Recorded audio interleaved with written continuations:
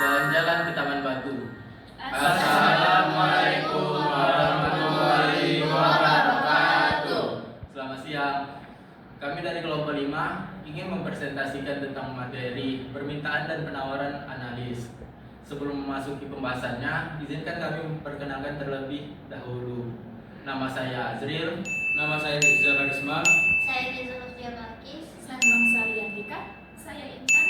Saya Dimana Silvi. Dan saya Rayhan Syauki Haris. Oke, silakan saksikan video kami. Selamat menonton. Halo semuanya, jadi saya akan menjelaskan bagian pertama yaitu permintaan dan penawaran. Sebelumnya, ada yang tahu nggak sih apa itu permintaan? Jadi, permintaan atau yang bisa kita sebut dengan demand merupakan barang atau jasa dalam satuan harga tertentu. Artinya, barang dan jasa kita merupakan satuan ekonomi. Lalu, ada beberapa faktor yang mempengaruhinya. Contohnya satu, barang substitusi. Yang dimana jika harga barang naik, maka permintaan akan turun. Lalu yang kedua, ada barang komplementer atau barang pelengkap. Artinya kita membutuhkan suatu barang pelengkap. Yang dimana kita contohkan sebagai gula dan kopi. Jika harga gula naik, maka permintaan kopi akan menurun. Jadi ibaratkan saja bahwa kopi dan gula ini merupakan satuan bahan pokok. Lalu yang berikutnya untuk pembahasan kedua adalah tentang hukum permintaan atau law of demand, yang dimana berbunyi jika satu harga barang naik maka permintaan akan turun, dan sebaliknya jika satuan harga barang itu turun maka permintaan akan naik. Dan ada beberapa tujuan dalam pembelajaran ini, yaitu satu, untuk mengetahui dinamika pasar, lalu yang kedua menghubungkan dengan kehidupan sehari-hari. Jadi sekian penjelasan dari saya. Untuk penjelasan berikutnya akan dijelaskan oleh teman saya. Sekian, terima kasih. Dadah. Definisi permintaan. Permintaan adalah jumlah barang atau jasa yang ingin dan mampu dibeli oleh konsumen pada berbagai tingkat harga dan waktu tertentu. Artinya, seseorang baru disebut meminta suatu barang jika ia menginginkan dan memiliki kemampuan untuk membelinya. Faktor-faktor mempengaruhi permintaan. Beberapa hal yang dapat mempengaruhi besar kecilnya permintaan suatu barang atau jasa antara lain harga barang itu sendiri. Jika harga naik, permintaan biasanya turun. Sebaliknya, jika harga turun, permintaan meningkat. Pendapatan konsumen. Semakin tinggi pendapatan, semakin besar pula kemampuan membeli barang. Selera atau preferensi konsumen. Jika masyarakat menyukai suatu barang, permintaan terhadap barang itu akan naik. Selanjutnya, jumlah penduduk. Semakin banyak penduduk, semakin besar pula permintaan total terhadap barang.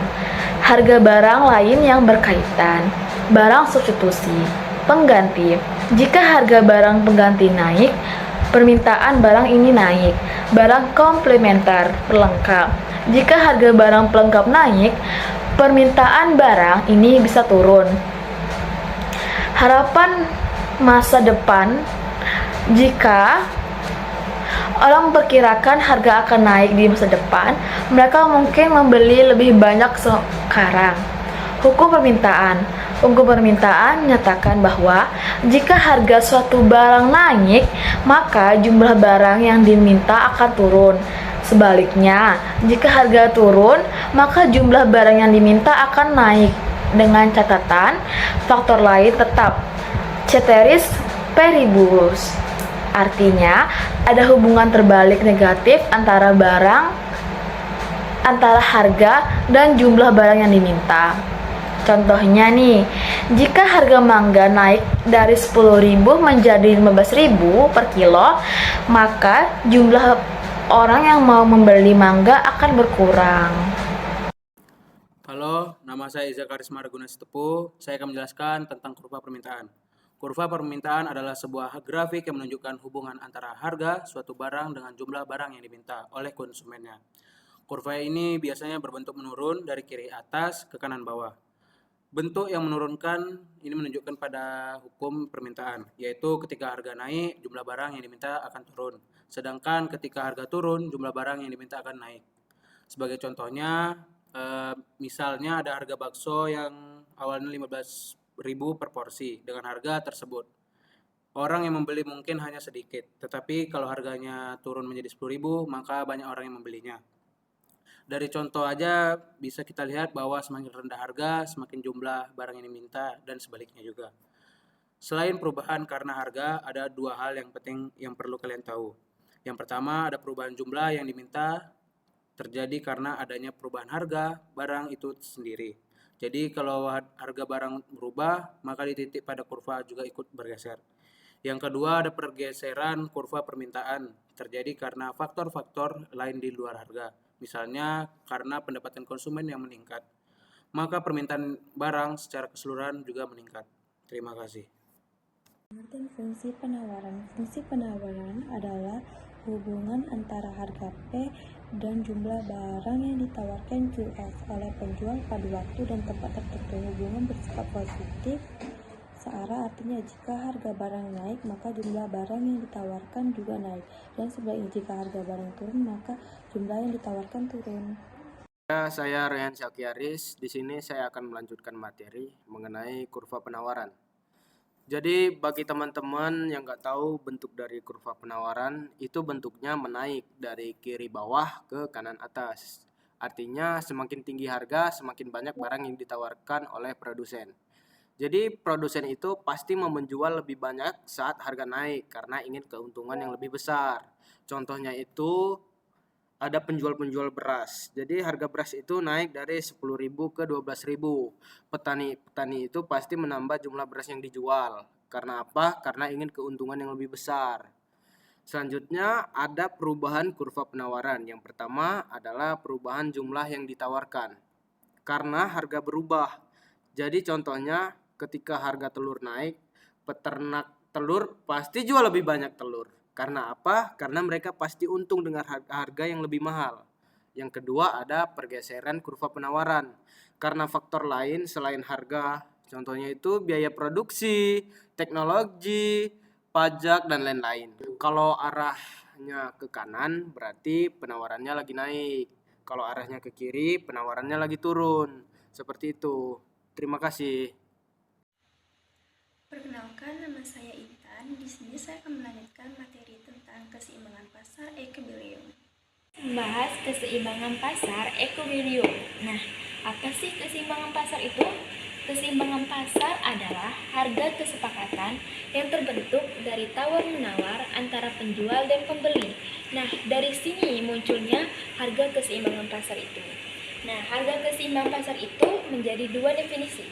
Yang pertama, harga equilibrium adalah harga yang terbentuk daripada titik pertemuan kurva permintaan dan penawaran. Nah, di sini kan ada kurvanya. Nah, yang di titik tengah-tengah ini yang dinamakan harga keseimbangan. Nah, di sini kan ada kurva S yang artinya supply, kurva D yang artinya demand. Nah, E ini adalah 10.300 adalah jumlah barang, dan yang 300 ini adalah harga barang. Nah, definisi kedua adalah harga equilibrium dapat dihitung dari fungsi harga, permintaan, dan harga penawaran. QD yang artinya itu jumlah diminta, dan QS itu adalah jumlah penawaran. Jadi QD sama dengan QS. Oke. Itu diketahui fungsi permintaan QD 20 menit. Fungsi penawaran adalah S1 per 3 Q 40/3. Tentukan harga dan jumlah. Nah, di sini kita S sama dengan 1/3 Q tambah 40/3 dan Q sama dengan 3/40. Nah, di sini yang perlu kita cari adalah QD, itu QD sama QS. Nah, jadi di sini QD sama QS 20 menit sama dengan 3pi min 40. Nah, karena variabelnya sama, kita ruas kirikan, yaitu min pi sama dengan min 60 sama dengan pi 15. Nah, di sini kita cari Q. Q ini hasilnya dari mana? Yaitu dari Q sama dengan 20, min Pi yaitu 15, Q sama dengan 5. Nah, jadi Q sama dengan 20 kurang 15, min 15, Q sama dengan 5, E dan ya 5,15. Jadi harga keseimbangan adalah harga 15 dan jumlah keseimbangan adalah 5 unit. Mudah bukan?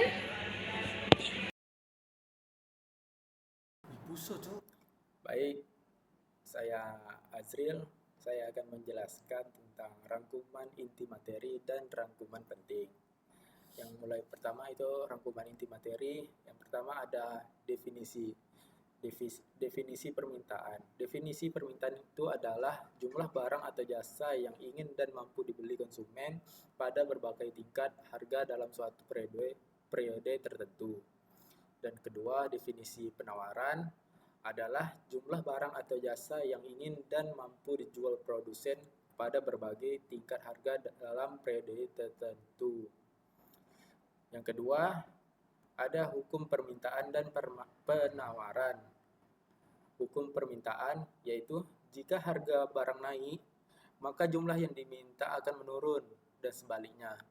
Jika harga turun, maka jumlah yang diminta meningkat atau berbanding terbalik. Yang kedua, hukum penawaran. Jika harga barang naik, maka jumlah yang ditawarkan akan meningkat dan sebaliknya. Jika harga turun, maka jumlah yang ditawarkan akan menurun atau berbanding lurus. Yang ketiga, faktor mempengaruhi. Faktor mempengaruhi yang pertama itu ada faktor permintaan, yaitu harga barang itu sendiri, pendapatan konsumen, selera, harga barang substitusi dan komplementer, serta ekspektasi harga di masa depan. Dan yang kedua, faktor penawaran, yaitu biaya produksi, teknologi, harga bahan baku, jumlah produsen, serta kebijakan pemerintah seperti pajak atau subsidi. Dan yang keempat, kurva permintaan dan penawaran. Kurva permintaan dan penawaran yang pertama ada kurva permintaan, yaitu memiliki kemiringan negatif dari kiri atas ke kanan bawah, menunjukkan hubungan terbalik antar harga dan jumlah yang diminta. Dan yang kedua, kurva penawaran, yaitu memiliki kemiringan positif dari kiri bawah ke kanan atas, menunjukkan hubungan searah antara harga dan jumlah yang ditawarkan. Dan yang terakhir, keseimbangan, yaitu keseimbangan pasar terjadi pada titik equilibrium point, yaitu ketika jumlah barang yang diminta sama dengan jumlah barang yang ditawarkan. Pada titik ini, harga keseimbangan dan jumlah keseimbangan terbentuk. Dan yang terakhir, kesimpulan penting. Kesimpulan penting yaitu dari pembahasan ini dapat disimpulkan bahwa analisis permintaan dan penawaran sangat penting untuk memahami bagaimana harga terbentuk di pasar. Interaksi antar konsumen dan produsen menentukan keseimbangan ekonomi, sehingga perubahan pada salah satu sisi menjadi baik permintaan maupun penawaran akan mempengaruhi harga dan jumlah barang di pasar. Sekian, terima kasih.